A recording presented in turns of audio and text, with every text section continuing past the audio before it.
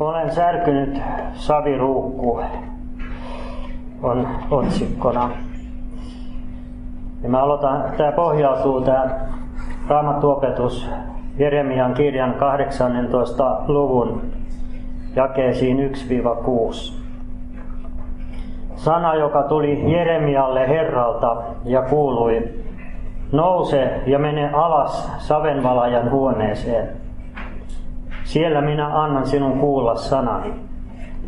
Niin minä menin alas savenvalajan huoneeseen, ja katso, hän teki työtä pyöränsä ääressä. Ja jos astia, jota hän valmisti, meni pilalle, niin kuin savi voi mennä savenvalajan käsissä, niin hän teki siitä taas toisen astian, miten vain savenvalaja näki parhaaksi tehdä. Silloin tuli minulle tämä Herran sana: enkö minä voi tehdä teille, te Israelin heimo, niin kuin tekee tuo savenvalaja, sanoo Herra. Katso, niin kuin savi on savenvalajan kädessä, niin te olette minun kädessäni, te Israelin heimo. Eli tässä tekstissä Jeremia asettaa meidät ja koko meidän elämämme Jumalan käsiin. Ja nyt kun mä jatkan tätä opetusta, niin jos mahdollista, niin koitetaan ajatella nämä asiat ei vain omalta kannalta, vaan nimenomaan myöskin Jumalan kannalta, koska Jumala halusi Jeremiaa juuri tältä kannalta opettaa. Sellaiset monet meidän elämässä ratkaisevat hetket, missä Jumala voi ottaa meidät lähelle itseään ja puhua meille. Ne ovat usein juuri niitä, jossa me olemme alhaalla savenvalajan huoneessa. Mutta me ei olla siellä silloin niin kuin Jeremia on, tai me emme ole siellä niin kuin Jeremian osassa, vaan me olemme siellä savenvalajan käsissä. Tämä savenvalajan huone oli Jeremian aikaan ehkä vain maakuoppa tai siihen tehty työtila, missä oli yksinkertainen katos. Ja siellä sitten tämä savenvalaja polki pyöriään ja muotoili käsillään saviastioita sellaiseen muotoon, kun itse parhaaksi katsoi. Sitten kerrotaan, että toisinaan astia, jota savenvalaja muotoili, meni pilalle. Se siis murtui se astia ja niin kuin tuhoutui. Se ei enää voinut palvella astiana. Ja nyt kun ajattelet itseäsi, niin onko sinusta koskaan tuntunut, että sinä olet mennyt pilalle? Että ennen ehjä ihminen, joka odotti, että elämä suuren Jumalan seurassa muuttuu tasapainoisemmaksi ja onnelliseksi, onkin nyt sen sijaan murtunut. Ehkä tuntuu, että koko elämä on niin kuin tuhoutunut. Ja silloin on sellainen tunne, niin kuin laulu sanoo, että särkynyt saviruukku vähältä murtunut pois. Ja sitten on ihmetellyt ja itkenyt elämän ahdistavaa kovuutta ja onnesi kovuutta tässä maailmassa. Tämä on varsin tuttua myös useimpien Raamatun henkilöiden elämästä. Eikö jo esimerkiksi kun Daavidin psalmeja luetaan, niin puolet niistä psalmeista on tämän saman ahdistavan elämän kokemuksen valitusta. Kuitenkin meidän on syytä huomata niistä, että kaikki Daavidin vaikeat asiat, niin hän esittää luottamuksella Jumalalle eikä ryhdy taistelemaan ihmisaseella sortajiaan vastaan, niin kuin meille herkästi nousee tällainen tarve itsessämme, kun meitä on mielestämme kaltoin kohdeltu. No mä tartun nyt hetkeksi tähän sanaan onni ja tähän onnen kovuuteen. kun ajattelen tätä sanaa, niin mulle tulee aina mieleen eräs Raamatun lause, joka on hyvin yksinkertainen. Se on Jobin kirjan ensimmäinen säe, ensimmäinen jae, sen alku. Ja tämä on usein lohduttanut mua silloin, kun mä oon ollut ahdistunut. Ja siinä sanotaan, että uusin maassa eli mies, jonka nimi oli Job. Ja tämä on mulle riittänyt. Tämä on riittänyt siihen sen tähden, että tajuan, että on ollut ennenkin ihmisiä, jotka ovat olleet syvissä ahdistuksissa ja kärsineet kovia tuskia. Ja nyt mä en puutu tämän Jobin kirjan teemoihin, mä totean vain, että Job muistetaan kaikkialla tällaisena kovan onnen miehenä. On siis ollut ennenkin ihmisiä, joille kova onni on tullut tutuksi elämän monissa ahdistavissa vaiheissa. Mutta kun tarkemmin ajatellaan, niin kysymys on kuitenkin nimenomaan onnesta. Siis Jobin kova onni oli sekin onnea. Tämän onnen tarkempaa laatua sitten kuvataan vain adjektiivilla, minkälainen se onni oli, niin se oli kova. Mutta tämä pääsana on silti tämä onni. Ja tämä maailma arvostaa ja tavoittelee kaikkialla tätä onnea, mikä maailmallisesti käsitetään onnena. Se ei tavoittele kovaa onnea, vaan kovan onnen sijasta tällaista jonkinlaista pehmo-onnea. Ja tällainen pehmo-onni tuskin koskaan saa kuitenkaan ihmistä kaipaamaan Kristusta elämäänsä. Tai etsimään läheisempää tuttavuutta vapahtajaan. Tai tarttumaan hänen lupauksiinsa, jotka nekin koskevat yleensä ei tätä elämää, vaan tulevaa elämää. Vanhassa testamentissa onni-sanaa käytetään hyvin paljon, mutta ehkä on jäänyt huomaamatta, että Uudessa testamentissa tämä onni-sana esiintyy vain yhden ainoan kerran. Se on miltei tuntematon. Siitä käytetään vain Galatalaiskirjan 4. luvun 15. jakeessa, ja siinäkin tämä sana makarismos voitaisiin paremmin kääntää toisella sanalla, joka on lähellä siunausta, niin kuin se muualla Uudessa testamentissa on käännetty. Tuntuu siis siltä, että Jumala on tässä armon ajassa kokonaan hylännyt tällaisen maailmallisen onni-käsitteen. Sillä ei ole mitään tekemistä Jumalan valtakunnan todellisuuden kanssa, joka tulee tavallaan ihan eri suunnasta. Tämä onni, Uuden testamentin onni lähtee aivan muualta kuin tämän maailman arvostamista hyvinvoinnista.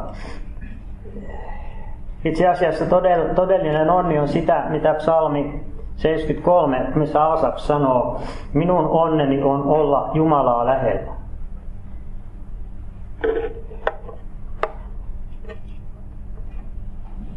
Ja Aasaf siinä kuvaa ihmisiä, jotka elävät tällaisessa pehmo-onnen tilassa tässä maailmassa, mutta kun Aasaf käsitti, minkälainen heidän loppunsa on oleva, sanoo hän tämän sanan, että mutta minun onneni on olla Jumalaa lähellä.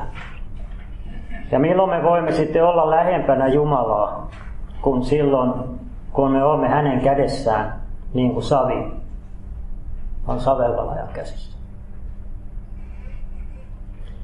Silloin kun nämä savenvalajan kädet, jotka on hyvin taitavat, jotka tuntevat tämän aineen, kun ne on oppinut tuntemaan ihan pienetkin kyhmyt siinä ja osaa hioa niitä pois, kun tämä taitava savenvalajan kädet muovaavat meidän elämää Jumalan hyväksi näkemään muotoon.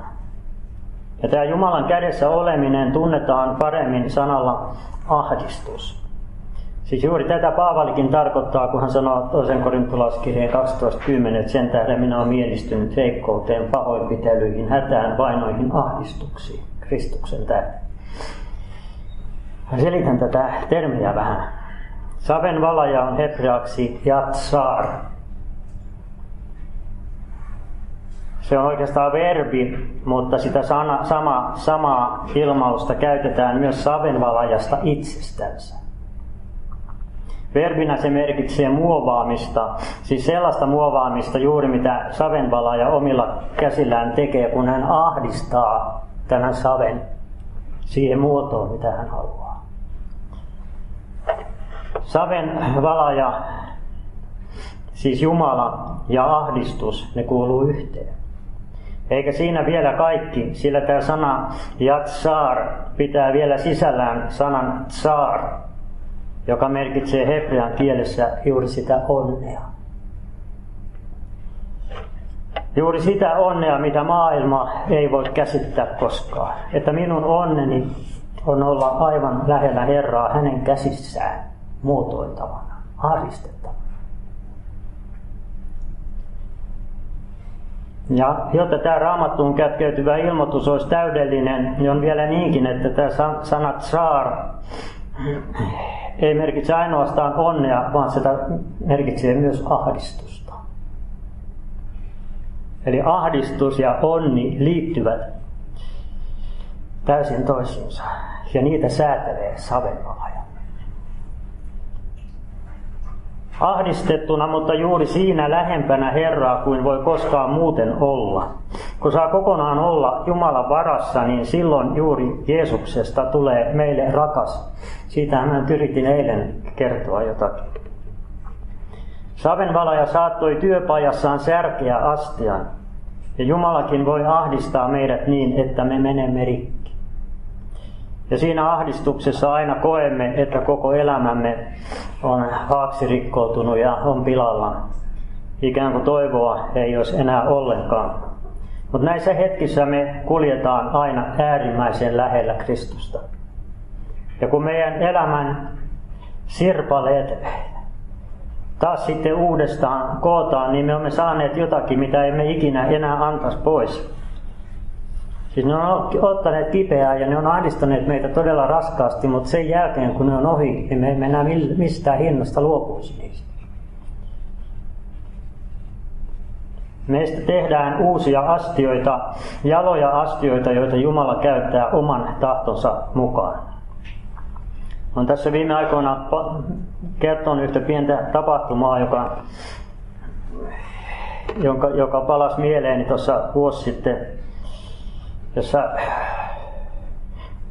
itsekin olin ollut semmoisessa ajassa, jossa oli paljon ahdistusta ja oli olleet kovia ja pitkiä. Ja kun sitten kerran kävelin siellä Kokkolan katuja, taas kerran rukoilen ja puhuen Jeesukselle tuskaani ja esittäen hänelle sitten ties kuinka monennen kerran tämän saman kysymyksen. Jeesus, kerro mulle, mitä tämä elämä oikein on nimeltänsä. Ja silloin seisoin siinä katukäytävällä ja katsoin alas katuun ja hämmästyin, kun siinä kadussa luki vastaus tähän kysymykseen. Mun nimeni on Nieminen ja tässä kadussa oli vastaus, sellainen valurautainen katukaivon kansi, jossa luki Niemisen valimo.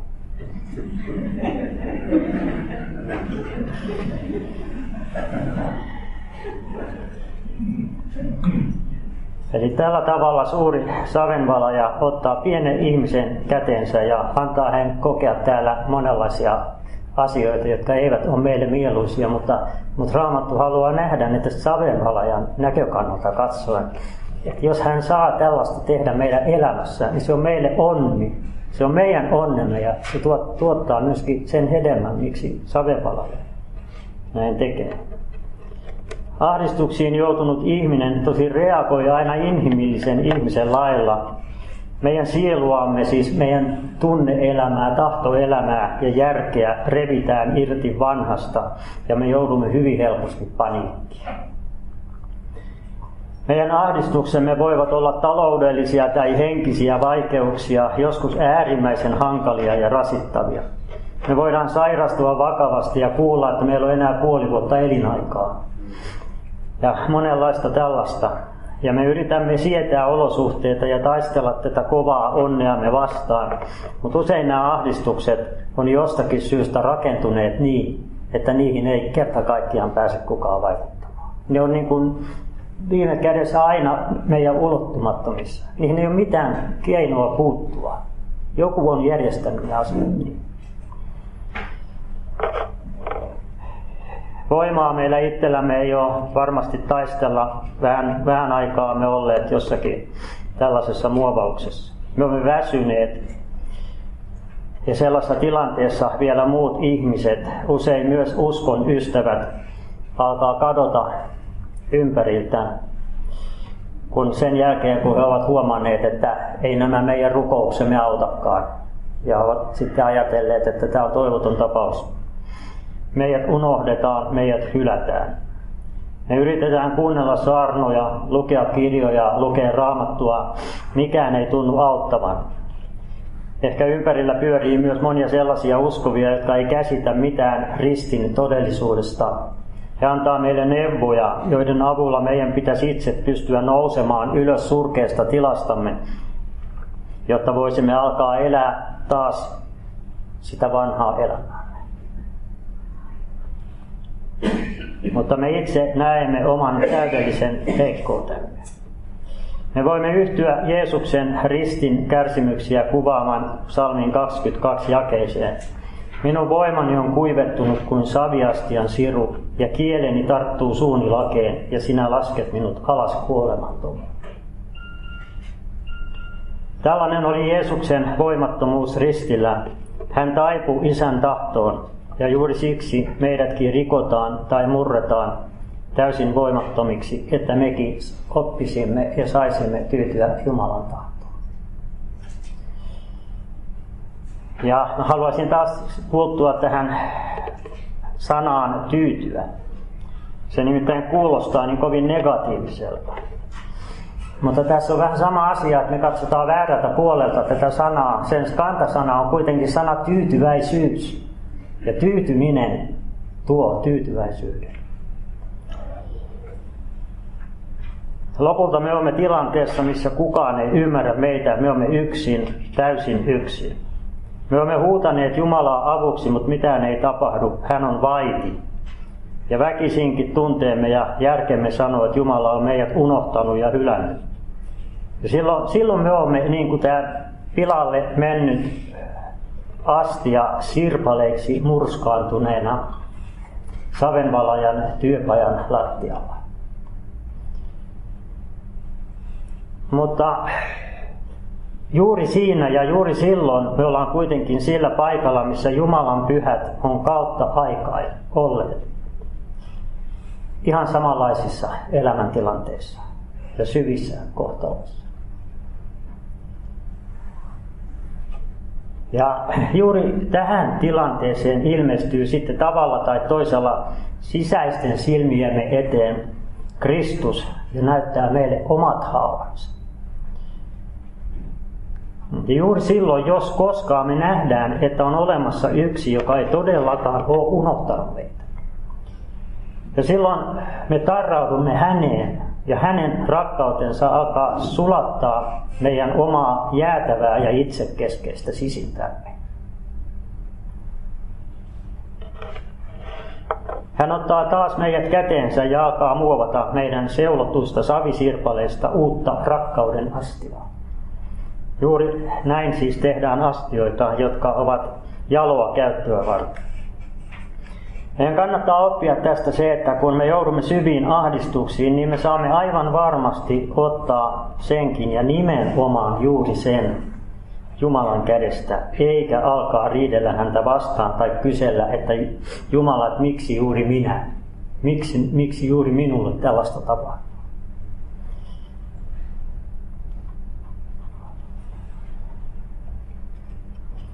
Tästä Paavalikin kirjoittaa ensimmäisen korintolaiskirjeen 9. luvussa 20-24. Niinpä niin, oi ihminen, mutta mikä sinä olet riitelemään Jumalaa vastaan? Ei kaiketi tehty, sano tekijälleen, miksi minusta tällaisen teit? Vai eikö savenvalajalla ole valta tehdä samasta savensa seoksesta toinen astia jaloa, toinen halpaa, uudessa käännöksessä sanotaan arkista, käyttöä varten. Kyllä Jumala tietää, kuinka hän itse kutakin täällä käyttää. Se on hänen asiansa. Mutta juuri silloin me olemme astia jaloa käyttöä varten, kun me uskomme Kristukseen. Ja hänen rakkaudelliseen tahtonsa kuljettaa meitä monen ahdistuksen kautta Jumalan valtakunnassa. Ja sitten jatkuu teksti, että entä jos Jumala, vaikka hän tahtoo näyttää vihansa ja tehdä voimansa tiettäväksi, on suurella pitkämielisyydellä kärsinyt vihan astioita, jotka olivat valmiit häviöön, ja on tehnyt sen saattaakseen kirkkautensa runsauden ilmi laupeuden astioissa, jotka hän on edeltä valmistanut kirkkauteen. Ja sellaiseksi hän on kutsunut meidät, ei ainoastaan juutalaisista, vaan myös pakanoista. Eli tämmöistä tekstiä lukiessa mä oon ihan varma, että moni, joka tätä lukee, niin asettaa itsensä hyvin helposti tuohon semmoisen astian joukkoon, joka on vihan astia ja jota Jumala rankaisee. Ja siksi tämä ahdistaa ja me pelkäämme, että juuri minä olen tämmöinen vihan astia, joka ei ansaitsekaan muuta kuin joutua häviöön. Tässä tekstissä ei kuitenkaan puhuta meistä varsinaisesti yksilöinä, vaan koko tämä roomalaiskirjeen 9. luku käsittelee Israelia ja myös Kristuksen oman kansan asemaa suhteessa Jumalan lupauksiin. Ja me Kristuksen omat olemme juuri niitä laupeuden astioita, joita savenvalajan käsissä meidän särkymisemme ja pilalle menemisemme aina lopulta palvelee Jumalan valtakuntaa. Semmoistakin olen kertonut varmaan monessakin paikassa, mutta haluan sen kertoa tässä, kun se sopii tähän astiaan tai tähän kohtaan niin hyvin. Jos mä näin sellaisen, oli tämmöinen suuri näyttelyhalli, jossa oli valtavan isoja näyttelyasioita. Se oli joku vanha tehdassali, joka oli 10 metriä korkea ja siellä oli isoja näyttelyesineitä. Ja mä katsoin etualalla olevaa hopeoitua maljaa, siis tämmöistä oikein isoa maljaa, joka oli oikein kaunis ja kiiltävä. Ja mulle tuli sellainen ajatus siinä näyssä, että tuollaisena ihmiset näkevät minunkin elämäni. Että siinä ei ole säröä eikä ryppyä, vaan siinä on kaunis ulkopinta. Ja sitten lähdin kulkemaan maljan ympäri sinne toiselle puolelle ja katsoin, kuinka siihen kylkeen oli laitettu tällainen kouru, joka oli myöskin hopeoitu päätä. Ja kun mä kurkkasin siihen kouruun, niin siellä valui aina silloin tällöin pikkuinen muutama pisara vettä. Ja mä ymmärsin siinä näyssä, että nämä on semmoisia siunauksen vesiä, joita Jumala saa puristettua minunkin elämästäni silloin tällöin pari pisaraa.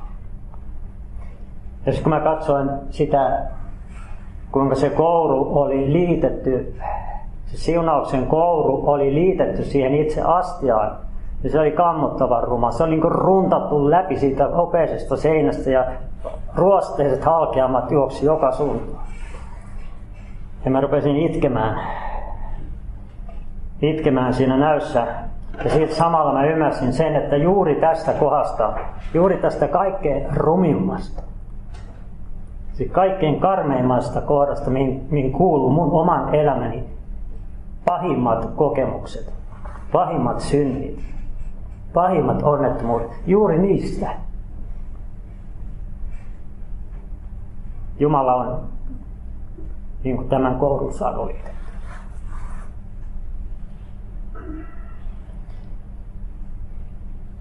Hyvä olisi ymmärtää, että vaikka meidän elämämme näyttää menevän pilalle, kun nämä ahdistukset ja vastoinkäymiset vyöryy meidän ylitsemme, niin me saadaan kuitenkin varmasti luottaa yhteen asiaan, nimittäin siihen, että kaikki tämä tapahtuu savenvalajan hellissä ja taitavissa käsissä. Ja tämä on Jumalan lapsille suuri etuoikeus, sillä tätä saavat siunatulla tavalla kokea ainoastaan Herran omat. Ja tällä savenvalajalla on sitten kädet myöskin tässä maailmassa. Nämä kädet, joita Jumala käyttää, ovat useimmiten toisia ihmisiä. Ihmisiä, jotka tieten tai tietämättään saavat meidän elämäämme näitä vaikeuksia ja monenlaisia ahdistuksia. Siksi tämä muovaaminen ja ahdistaminen uuteen muottiin, nämä ei todellakaan ole mitään hengellisesti tasapainoisia tapahtumaketjuja, kaikkea muuta ja hyvin kaukana siitä. Tapahtuu kuitenkin se, mitä sanotaan sananlaskut 27:17. Rauta rautaa hioo ja ihminen toistansa hioo.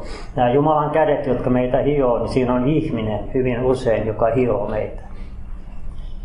Näin on Jumala hyvin hyväksi nähnyt. Tulee mieleen yksi vähän tähän liittyvä kertomus, jonka eräs veli kertoi ajalta, jolloin hänen tyttärensä oli ehkä 3 vuoden ikäinen. Äiti yritti saada lasta nukkumaan, peitteli hänet vuoteeseen ja antoi hyvän yön suukon. Mutta lapsi ei ollut tyytyväinen, vaan hän sanoi, että äiti, mä tarvitsen rakkautta. Äiti sanoi, että nukun nyt vaan, että Jeesus antaa sulle nyt rakkautta, kun vaan nukahdat. Ja tyttö sanoi, että ei sellaista rakkautta, kuin sellaista, millä on iho päällä. Mekin tarvitsemme Kristukseen juurtuessamme sellaisia käsiä, joissa on iho päällä. Nykyään monissa varsinkin uushengellisissä liikkeissä rukoillaan täydellistä eheytymistä ja sisäistä parantumista kaikista haavoista. Rukoillaan hengellistä Jumalaa parantamaan meidän vammamme ja meidän haavamme. Tämä on toki sangen inhimillistä ja siksi helppo käsittää. Enkä mä sitä sano, etteikö näin saisi tehdä. Totta kai saa näin rukoilla. Usein tekisi kuitenkin mieli kysyä, että eikö meille eheytymisen ja parantumisen sijasta olisi paljon siunatumpaa murtua ja särkyä Jumalan kädessä. Mehän etsimme tietysti joka asiaan ratkaisuja päästä elämässä eteenpäin siitä, missä aita on matalin. Tämähän on ihmiselle luontainen. Mutta meillä on Jumala, joka ei toimi tällainen inhimillisesti, vaan oman viisautensa mukaan. Ja hän toimii aina enemmän tai vähemmän, tai tekisi mieli sanoa, että hän toimii siis enemmän, jos ei ihan kokonaan, niin ainakin melkein kokonaan aina ristin paradoksin kautta. Viemällä ihmisen tilaan, missä hänen täytyy oikeasti, siis konkreettisessa elämässä tarttua kiinni Kristukseen. Missä siunaukset ovat konkreettiset, siellä myös risti on konkreettinen. Nämä Jumalan kädet on usein esimerkiksi hankalia ihmisiä työpaikoilla tai jopa omassa kodissa joskus. Ihmisiä, jotka vainoaa sinua, jotka saavat aikaan uskomattoman paljon pahaa ja tuhoa elämässä. Tai sitten ne on onnettomuuksia, jotka riistävät elämältäsi pohjan pois. Tai mitä tahansa muita äärimmäisiä kohtaloita tai vaikeuksia, mihin hyvin usein liittyy myöskin muiden ihmisten osuus. Silloin aina ihmiselle itselleen jää jäljelle vain tällaiset kysymykset. Jumala, kuinka olet ajatellut, että ihminen voi elää tällaisissa olosuhteissa, tai miksi et auta? Kuinka kauan vielä, Jumala, mun täytyy kärsiä? Tai joskus jopa tällä tavalla, että Jumalani, miksi minut hylkäsi? Muistan kerran, kun lähdin täältä Oulusta Kokkolaan kotimatkalle, olin ollut tuossa vähän matkan päässä Okkossa puhumassa ja se oli joskus 90-luvun loppupuolella. Ja niihin aikoihin oma elämä oli paljon ahjossa. Mutta tuommoinen hyvä hengellinen kokous, mikä meillä oli ollut, niin sai mut iloiseksi. Ja sinne junavaunussa kiittelin Herraa. Ja kiitosmieli kumminkin pieneni, mitä lähemmät tultiin Kokkolaan, kun tajusin, että arki lähenee ja se kauhea kaos tulee vastaan. Ja lopulta kiitosmieltä ei enää ollut, vaan mä lysähdin siihen junan penkille istumaan. Painoin pääni ja kysyin Jumalalta tämän saman kysymyksen, mitä olin niihin aikoihin 2 vuotta monta kertaa kysynyt. Jeesus, kuinka kauan mun täytyy vielä kärsiä tässä ahjossa? Kuinka kauan? Ja silloin aivan yllättäen Jumala vastaa siihen kysymykseen. Siihen asti, kunnes jää vain Jeesus. Se on ensimmäinen, muistan tämän oikein hyvin tämän, vaikka siinä on aikaa. Mulle tuli semmoinen olotila, että Siis kaikki menee, vielä riisutaan ihan loppuun asti, jos jotain on jäljellä. Jää vain. Vain on taas semmoinen sana, että ei se paljon lupaa. Vain Jeesus. Mutta sitten lopulta lähti se vain sanakin siitä pois ja mä aloin ymmärtää, mitä jää. Jeesus. Silloin hän rupesi niin kuin kasvamaan ja kasvamaan. No miten meidän tulisi suhtautua näihin Jumalan käsiin, joilla hän muovaa meitä?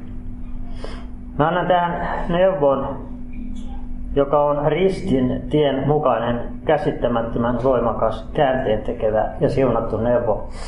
En ollenkaan ajattele, että se on helppoa. Ei se ainakaan itselleni ole helppoa.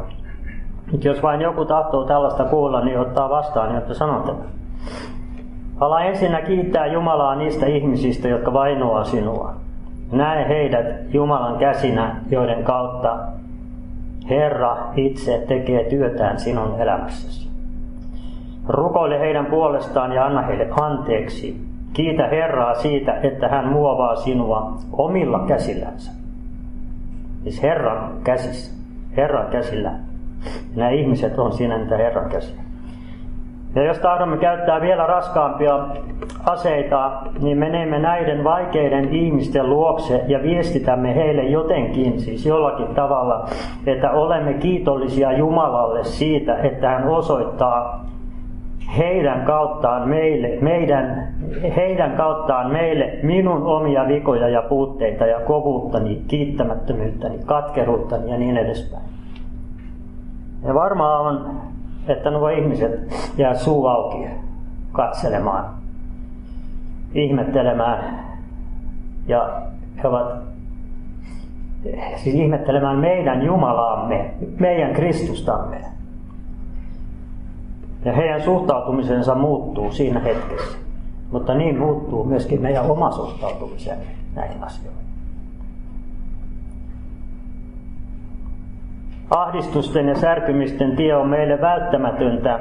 Se on myös osallisuutta Kristuksen rististä. Särkymisestä seuraa aina uusi vaihe, jossa Jumalan kädet taitavasti rakentaa meidän elämäämme enemmän Kristuksen varaan ja vähemmän omaan varaamme. Jeesus saa enemmän sijaa meidän elämässämme. Jeremia kirjoittaa tuossa muutama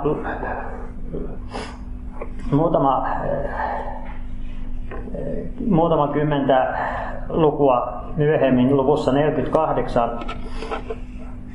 tästä särkymisen tarpeesta kauniisti näin, 48, 11-12. Surutonna on Moab ollut nuoruudestaan asti ja levännyt rauhassa sakkansa päällä. Ei sitä ole tyhjennetty astiasta astiaan, eikä se ole pakkosiirtolaisuuteen vaeltanut. Sen tähden siihen on jäänyt sen oma maku, eikä sen haju ole muuttunut. Sen tähden katso, päivät tulevat, sanoo Herra, jolloin minä lähetän sille viininlaskijat, jotka sen laskevat ja tyhjentävät sen astiat ja rikkovat sen leidin. Jumala on nähnyt, kuinka tämä Moabin tie on vienyt poispäin hänen tahdostaan. Se elää omassa varassaan, eikä se ole ottanut Jumalan sanasta vaarin. Eikä se ole saanut särkyä, vaan se on jäänyt lepäämään rauhassa oman sakkansa päällä. Se olisi tarvinnut tyhjentämistä toiseen astiaan. Tässähän puhutaan viinin valmistamiseen liittyvillä termeillä. Hyvä viini tulee sillä tavalla, että pullotuksen jälkeen kaadetaan toiseen astiaan, mutta se sakka annetaan ensin laskeutua sinne astian pohjalle ja kaadetaan se kirkas osuus toiseen astiaan ja tätä jatketaan ja jatketaan. Ja tämä nyt kuvaa tässä meidänkin elämäämme, että meille kyllä näitä uusia pullotuksia, joissa meidän elämä muutetaan toisenlaiseksi. Parhaimmillaan voi tapahtua näitä paljonkin. Mutta Jumala rakastaa Moabia ja sen tähden hänen kätensä kietoutuvat ahdistavana Moabin ympärille. Moab kyllä viedään vankeuteen ja se hävitetään kansojen luvusta, mutta ei kuitenkaan ainiaaksi. Jumala ei katsele sivusta Moabin ahdistuksia, vaan hän on niissä voimakkaasti läsnä. 48, 30, 31. Minä tunnen, sanoo Herra, hänen vihansa ja hänen väärät puheensa. Väärin he ovat tehneet. Siksi minä valitan Moabin tähden, koko Moabin tähden minä huudan. Ja jakeessa 36. Siksi minun sydämeni väräjää Moabin tähden niin kuin huilu. Myös meidän ahdistuksissa ja kovissa kohtaloissa Jeesus kulkee varmasti vierellämme. Hänen sydämensä väräjää puolestamme ja hän antaa meille voimaa kulkea päivän kerrallaan kohti sitä tulevaisuutta, mikä on Jumalan armolapsille luvattu. Ahdistustemme ja vaikeuksien jälkeen tulee aina lopulta rauhan aika, jossa sydämemme sulaa Kristuksen armon ja rakkauden edessä. Tulee kiitosmieli ja mikä ihmeellisintä, yksi pieni hetki Jeesuksen kanssa saa meidät unohtamaan kaikki kärsimyksen. Ja me olemme täynnä kiitosta siitä, että me olemme saaneet läpikäydä ja oppia. Yksi pieni hetki. Ja me olisimme valmiit sen yhden pienen hetken. Se siunaus on niin paljon suurempi, että sen tähden me olisimme valmiit alkamaan uudestaan. Emme samanlaisia, mutta toisenlaisia ahdistuksia, jos tarvitaan. Jotkut meistä varmaan pelkäävät kuollakseen kaikkea sitä, mitä voi savenvalajan käsissä kokea. Jumala kuitenkin tuntee jokaisen meistä henkilökohtaisesti perin pohjin. Hän ei koskaan anna meille kenellekään enempää kuin mitä me oikeasti, siis todella kestämme. Onhan jo vanhaan testamenttiin kirjoitettu tämä lupauksen laki 4. Mooseksen kirjassa 31:23. Kaikki mikä tulta kestää, käyttäkää tulessa, niin se puhdistuu. Puhdistettakoon se kuitenkin vielä puhdistusvedellä. Mutta mikä ei tulta kestä, käyttäkää se vedessä. Eli jos siis sinun saviastiosi on niin hauras, että se ei tulta kestä, niin Jumala vain huuhtelee sen lämpimällä vedellä. Kun Jeesus oli kuollut, niin kaikki opetuslapset olivat sokissa. He olivat seuranneet Jeesusta vuosia ja panneet koko elämänsä likoon hänen tähteensä. Ja yhtäkkiä oli kaikki romahtanut. He olivat tyhjän päällä. Kristus oli kadonnut heidän elämästään, eivätkä he ymmärtäneet mitään. Voimme vain kuvitella, minkälainen oli heidän asemansa savenvalajan käsissä. Siinä hetkessä he olivat murskattuina siruina savenvalajan pajan lattialla. Ei mitään tietoa siitä, miten tästä eteenpäin mennään. Voimme ajatella, että opetuslapsista Pietari oli ehkä kaikkein syvimmässä ahdistuksessa. Hänhän oli kieltänyt Jeesuksen. Ja kun opetuslapset sitten vähitellen olivat totuttautumassa entiseen vanhaan elämäänsä, ja kun 7 heistä oli kalastamassa Tiberian järven rannalla, ilmestyy Jeesus siellä heille. Ja aterioimisen jälkeen Jeesus alkaa puhutella varmaan pelokasta ja masentunutta Pietaria. Jeesus sanoi Pietarille, Simon, Johanneksen poika, rakastatko sinä minua enemmän kuin nämä? Hän vastasi hänelle, rakastan Herra, sinä tiedät, että olet minulle rakas. Hän sanoi hänelle, ruoki minun karitsoitani. Hän sanoi hänelle taas toistamiseen, Simon Johanneksen poika, rakastatko minua? Hän vastasi hänelle, rakastan Herra, sinä tiedät, että olet minulle rakas. Hän sanoi hänelle, kaitse minun lampaitani. Hän sanoi hänelle 3. kerran, Simon Johanneksen poika, olenko minä sinulle rakas? Pietari tuli murheelliseksi siitä, että hän 3. kerran sanoi hänelle, olenko minä sinulle rakas? Ja vastasi hänelle, Herra, sinä tiedät kaikki. Sinä tiedät, että olet minulle rakas. Jeesus sanoi hänelle, ruoki minun lampaitani. Tässä on nyt semmoinen opetus, mikä ei tästä ihan kuuntelemalla varmasti aukene. Mutta Jeesus kysyi ensimmäisen kerran Pietarilta. Mä sanon tämän niin kuin alkukielellä, jotta te kuunnelkaa tarkasti tätä eroa. Simon, Joona, agapas, me leon touton. Simon vastasi, naikurietsu, oidas hoti filote. Eli kun Jeesus kysyy agape rakkautta, siis sillä verbillä, joka tarkoittaa agape rakkaus, tarkoittaa semmoista itsensä uhraavaa rakkautta. Että rakastatko mua tämmöisellä rakkaudella, niin Pietari ei sano, että rakastan, vaan hän käyttää toista verbiä, filoo.